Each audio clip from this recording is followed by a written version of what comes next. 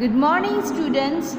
Here comes the seventh part of chapter number 3, that is completion of service. Now employee and employer ये दोनों consideration, ये दोनों communication करते हैं और उनके बाद the employee comes to a decision of completion of service. तो यहाँ पे दो reasons है कि employee की service complete होती है. First is regarding dismissal of employ, that is employ को निकाल दिया है. क्यों निकाला है? Now there are many reasons that employ is dismissed from the service. It may happen that employ has done any fraud और चीटिंग और misbehaviour, या फिर कॉन्फ्लिक्ट्स हुई है एम्प्लॉयर एंड एम्प्लॉय के बीच, या फिर एम्प्लॉय ने चीटिंग फ्रॉड किया है. Employer is asking several times that why you have done this, but employee के साइड से कुछ भी क्लैरिफिकेशन नहीं मिला है, with the help of which employer is satisfied. It may happen sometimes that two companies are being merged into one company. तो कोई employees को निकाल दिया गया है, या फिर एम्प्लॉई को ऐसा बिहेव किया एम्प्लॉई ने जो ऑर्गेनाइजेशन के लिए प्रॉपर नहीं है. So because of this reasons employee has removed from the service. But note down students that employee cannot remove directly. It has to be passed through various resolutions और consult किया होगा manager को. Employee को बार बार office में बुला के notice दी होगी, warning दी होगी. उसके बाद ही जब मैनेजर्स एंड डायरेक्टर्स अग्री होंगे तब एम्प्लॉई को निकाल दिया जाएगा. That is the first point regarding dismissal of employee. Now comes second point regarding relieving from job, that is resignation.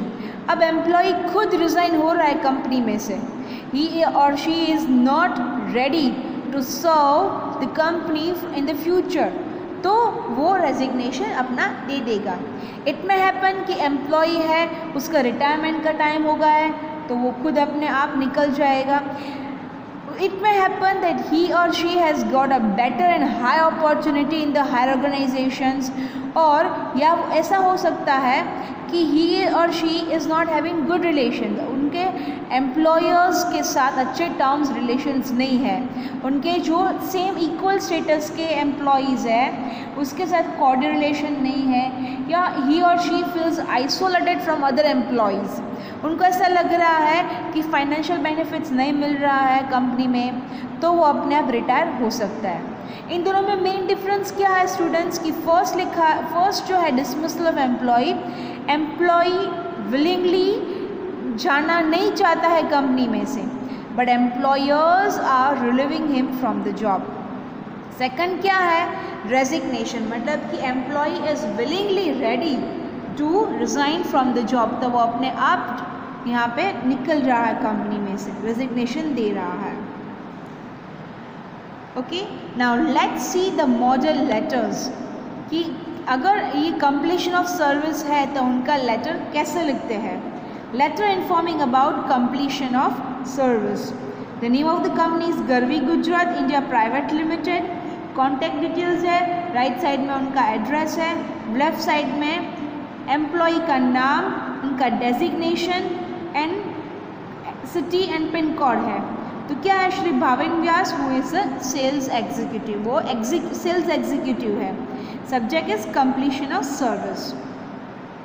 Salutation. Sir, you are well aware that your appointment as a sales executive which was sanctioned on contractual basis for the period of 2 years expires on 30th November 2017.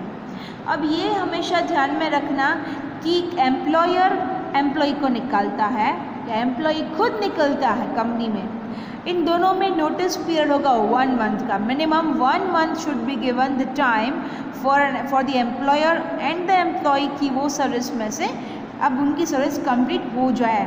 तो आप बच्चों date देखो, क्या लिखा है date? The date on which the letter was return was 2 November.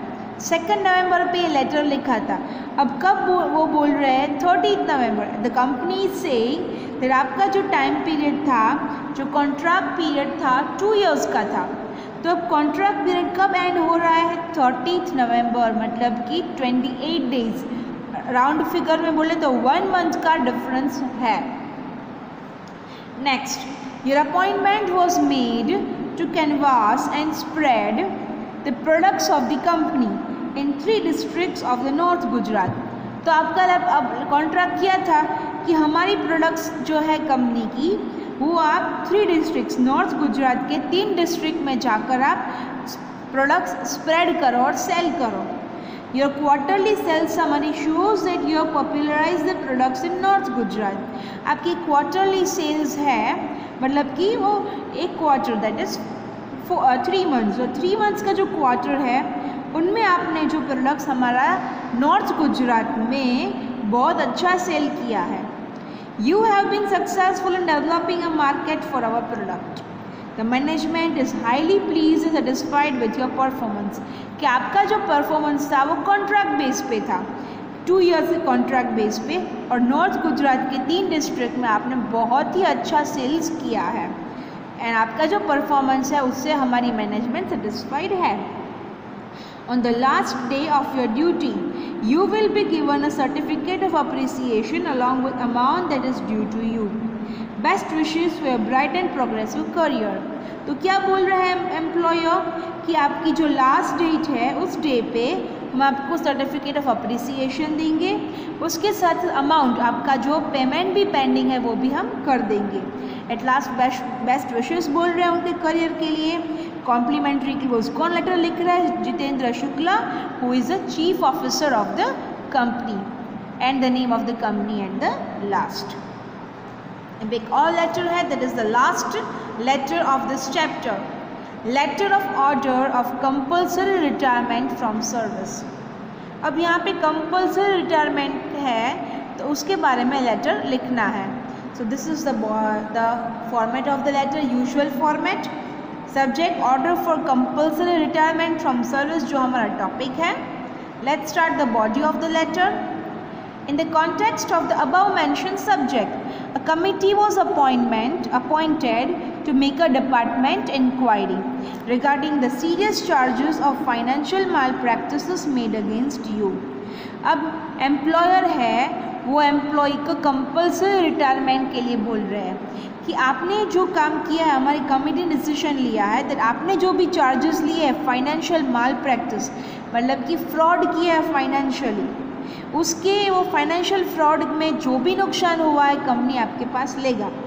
As per the committee report, all charges have been proved, so an order has been issued to terminate your service.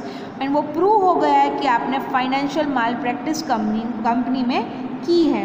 So order has been given to terminate your service, मतलब कि आपकी service अब complete हो जाएगी with immediate effect for compulsory retirement. Immediately आपको resign करना होगा. It may be noted that on humanitarian ground post retirement benefits are not being curtailed.